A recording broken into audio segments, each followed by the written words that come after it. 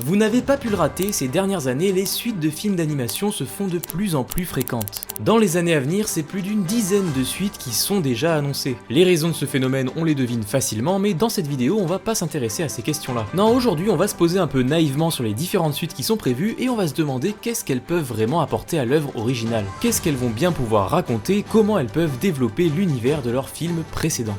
Vous êtes sur la chaîne de CEO et aujourd'hui on va analyser et classer les suites de films d'animation prévues dans les prochaines années, de la plus intéressante à la plus inutile.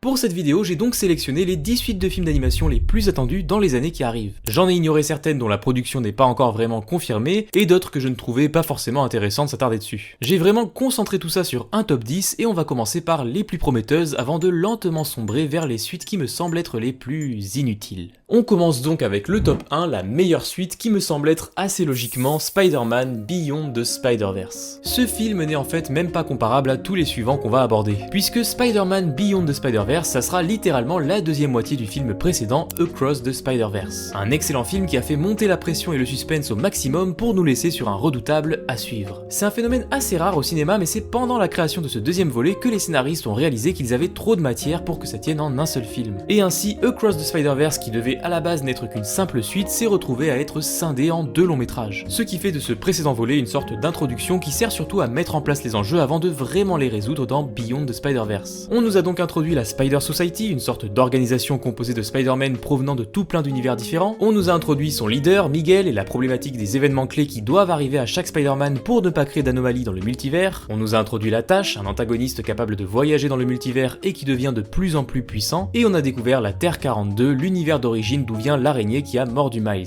Un univers dans lequel le rôdeur se trouve être Miles Morales.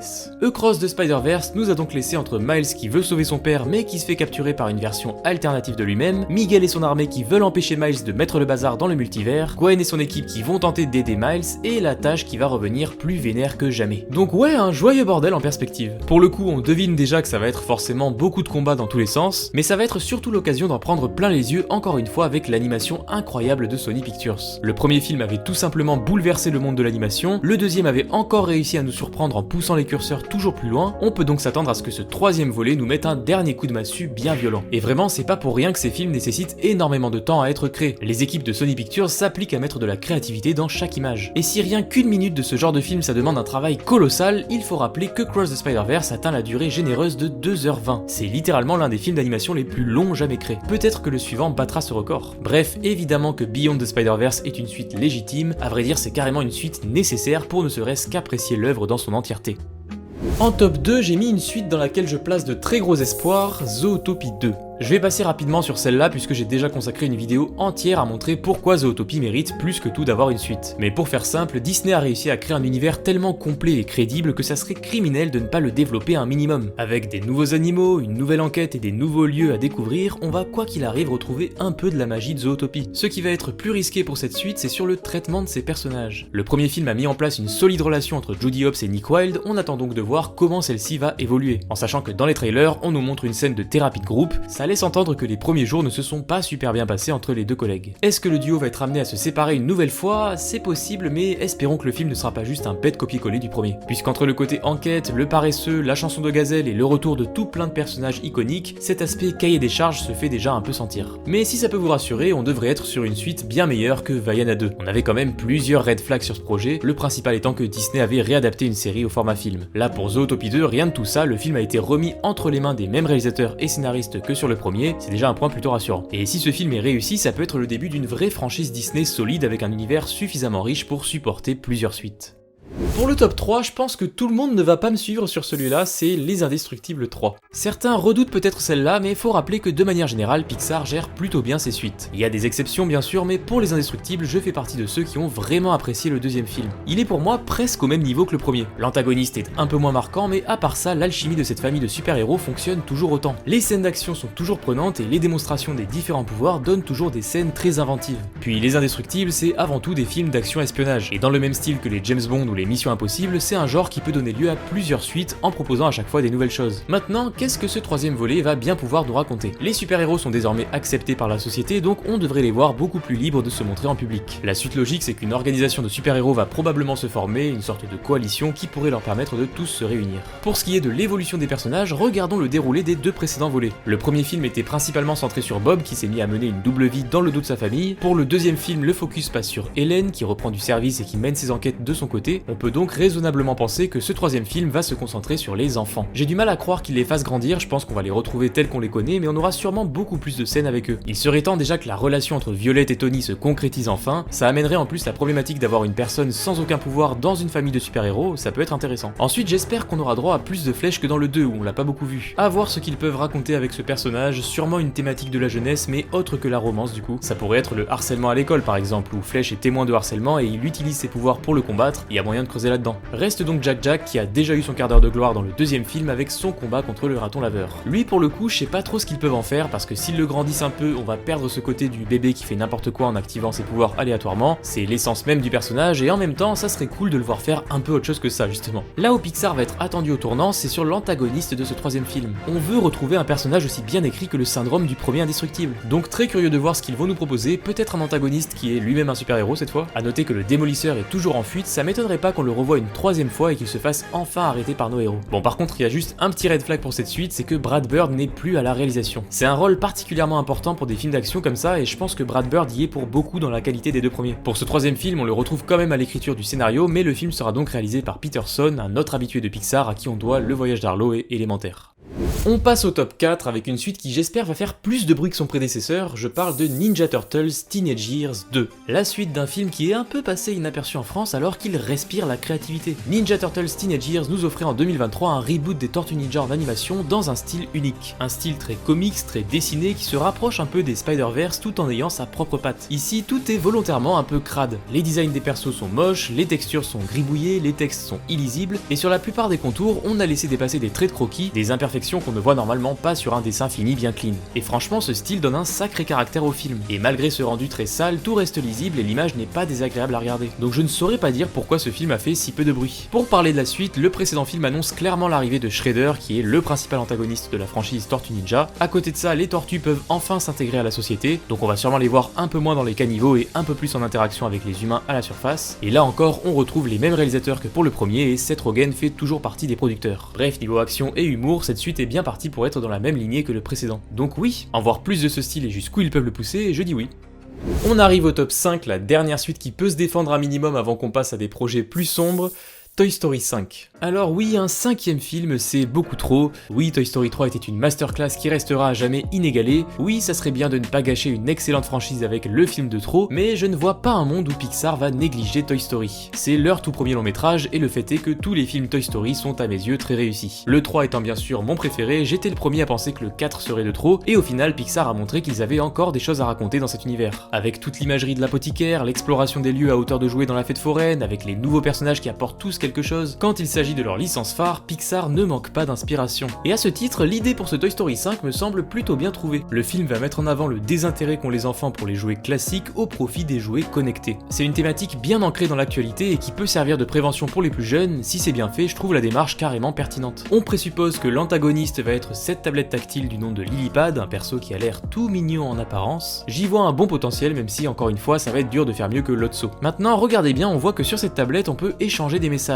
Et à mon avis, on va avoir une scène où les jouets vont pouvoir communiquer presque directement avec Bonnie ou un autre être humain. C'est ma petite théorie perso et ça serait une grande première dans la saga. On sait aussi qu'il y aura une armée de Buzz l'éclair qui vont représenter une menace supplémentaire. Pourquoi pas, mais le coup du méchant Buzz on l'a déjà eu dans Toy Story 2 et 3, donc je suis un peu moins emballé par cette idée là. Sinon du côté de la team des jouets qui reste chez Bonnie, l'absence de Woody risque de se faire sentir très vite. Du coup on peut se demander si on va suivre deux histoires avec en parallèle qu'est-ce que devient Woody aux côtés de la bergère. Est-ce qu'ils sont restés à la fête foraine par exemple? Ça m'étonnerait. Le plus probable c'est sûrement que d'une manière ou d'une autre, Woody rejoigne la team de Bonnie, mais ça foutrait un peu en l'air la conclusion du précédent. Donc je suis assez curieux de voir comment Pixar va gérer tout ça, mais sur ce projet je leur fais assez confiance. D'autant que c'est Andrew Stanton qui a été choisi pour réaliser ce Toy Story 5. On est quand même sur une pointure de Pixar avec notamment Le Monde de Nemo et Wall-E à son actif. On est maintenant au top 6 et à partir de là on entre dans les suites qui sont difficilement défendables et on commence avec une suite qui va vraiment être attendue au tournant, Shrek 5.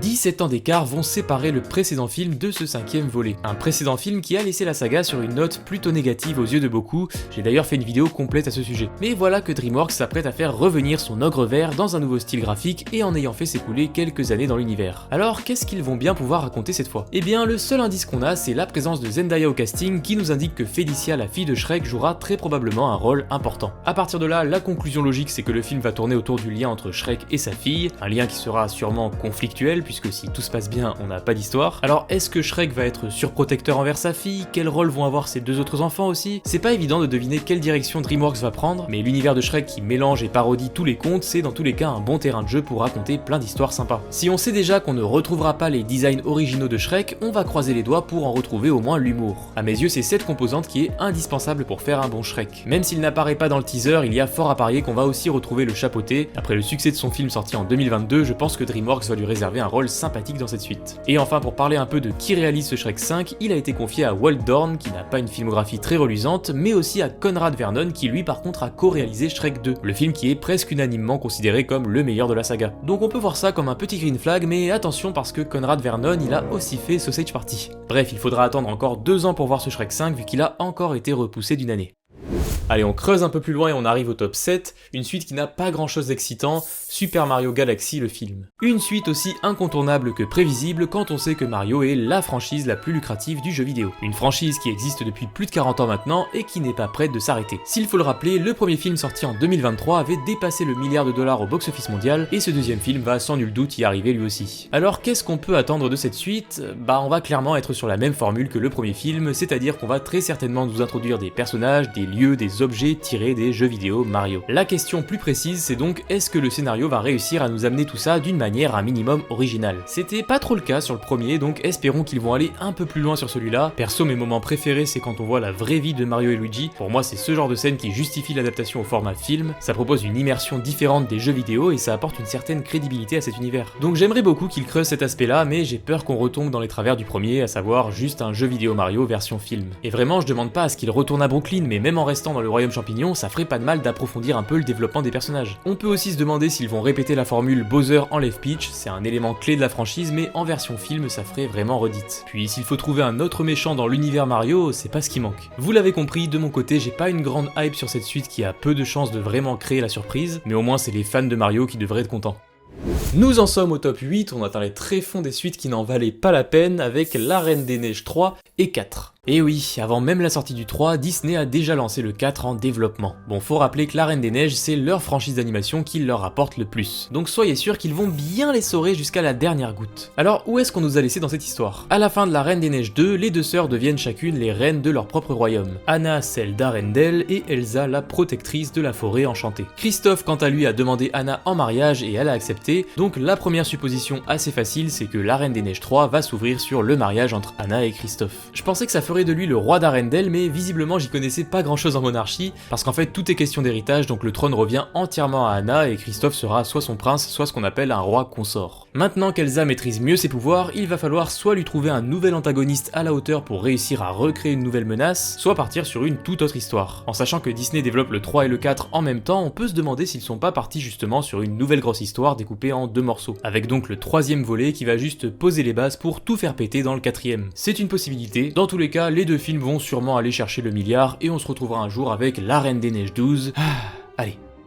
Top 9, alors là on entre dans les suites qui font presque peur, on va parler de L'Âge de Glace 6. J'ai hésité à parler de ce projet-là parce que qui en a encore quelque chose à faire de L'Âge de Glace, mais c'est quand même une certaine forme d'événement. Ça sera le retour de cette franchise au cinéma plus de 10 ans après le précédent L'Âge de Glace sorti en 2016. Et pour la première fois, il ne sera pas animé par Blue Sky puisque ce regretté studio a été fermé par Disney en 2021. Et non, on ne va pas parler de cette chose-là puisque c'est juste un spin-off qui pour le coup n'est même pas sorti au cinéma mais directement sur Disney+. Par contre, on va sûrement retrouver ce personnage de Bug dans L'Âge de Glace 6 puisque notre fameux groupe va retourner dans le monde des dinosaures. Le titre, Le Point d'ébullition laisse sous-entendre une catastrophe volcanique, j'imagine. Donc après la fonte des glaces, la dérive des continents et les astéroïdes, cette suite va sûrement elle aussi s'axer autour d'une catastrophe climatique. Pour ce qui est des personnages, si comme moi vous aviez un peu perdu le fil, je vous fais un récap rapide. On a Manny et Ellie qui sont mariés et qui ont une fille du nom de Pêche. Celle-ci se marie avec Julian à la fin du 5e film. Diego quant à lui est en couple avec Kira et ils sont prêts à devenir parents. On a toujours Sid qui lui a rencontré une paresseuse du nom de Brooke et plusieurs persos secondaires qui gravitent autour de ce groupe. Ouais, c'est difficile d'être hypé par ce projet qui ressemble un peu à Disney s'amuse avec le cadavre de Blue Sky. L'animation est d'ailleurs confiée à 20th Century Animation, mais si on peut sauver une chose, c'est que le casting vocal restera le même. Et voilà enfin le top 10, la suite qui pour moi n'a tout simplement pas lieu d'être, Coco 2. Là, vraiment, l'existence même de cette suite est déjà triste. Coco est certainement l'un des meilleurs films faits par Pixar, avec une histoire bien construite, des rebondissements bien amenés et surtout une conclusion d'une intensité émotionnelle rarement atteinte. La fin d'un film, ça peut souvent être raté ou décevant, pour Coco on a là une excellente fin. Donc oui, c'est dommage de voir un Coco 2 pointer le bout de son nez. Déjà, comment ils vont justifier ce titre? Et puis ensuite, comment nous surprendre à nouveau avec un univers qui a déjà été parfaitement exploré dans le premier film? Parce que là, le plan le plus probable, c'est qu'ils vont trouver une raison pour que Miguel aille s'aventurer à nouveau dans le monde des morts. Ils peuvent par exemple nous déterrer un autre secret de famille qui était resté caché tout ce temps, mais bon, ça ferait quand même très forcé quoi. Non, à mon avis, si on veut offrir une vraie bonne suite à ce film, il faut conserver les thématiques de la célébration des morts et les souvenirs qu'on garde de nos ancêtres. Et à ce moment-là, je pense qu'il faut peut-être faire mourir Miguel et centrer le film sur sa descendance. Ça peut être une idée, mais encore une fois, je vois pas trop ce que ça va rajouter par rapport au premier. Je maintiens que faire un Coco 2, c'était pas nécessaire. Donc oui, c'est un peu violent de dire que c'est la pire suite, mais j'assume et j'espère honnêtement que Pixar me donnera tort. Le petit espoir que je vois, c'est que cette suite a été confiée à Lee Unkrich, à qui on doit le premier Coco, mais aussi Toy Story 3. Donc allez, on va croiser les doigts. J'espère que cette vidéo vous a plu, voilà mon top 10 final sur ces suites. Je vous invite à mettre en commentaire votre top 10, voir un peu si on est d'accord sur certaines suites ou pas du tout. Quand ils seront sortis, la plupart de ces films auront certainement une vidéo dédiée, donc pour ne pas rater ça, vous pouvez vous abonner à cette chaîne et me suivre sur mes réseaux. Je vous recommande cette vidéo sur Vice Versa 2 qui montre pour moi toutes les limites qu'il y a à faire une suite justement. Et sinon on se retrouve bientôt pour une nouvelle vidéo. Sur ce, c'était CEO, ciao, à la prochaine. Ne m'oublie pas.